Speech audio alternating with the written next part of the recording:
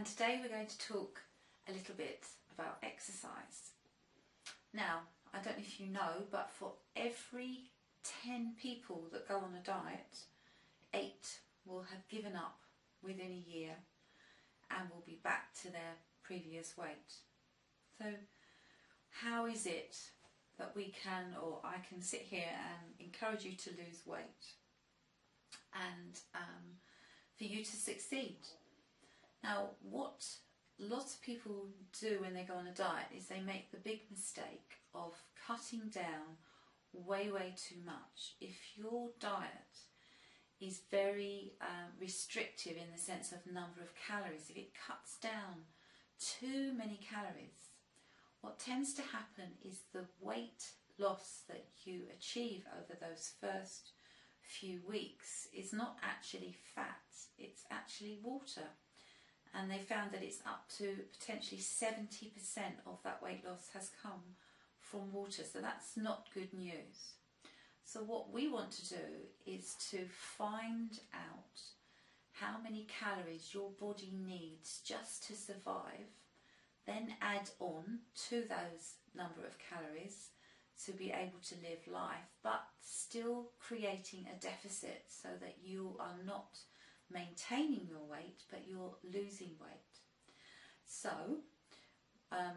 that's something I am more than happy to help you with, and certainly the weight loss program that I've created will do that. You'll be given that information, that's all available to you.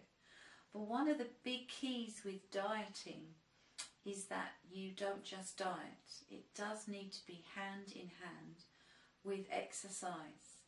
Because every time you exercise, you're raising your metabolic rate. Now that's the rate at which your body burns calories.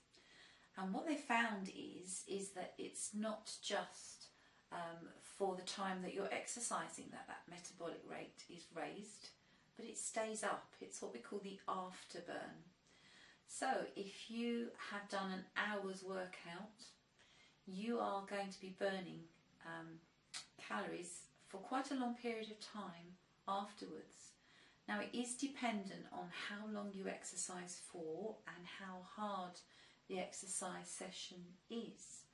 But the great news is that if you can exercise for 10, 15, 20 minutes, you will raise your metabolic rate.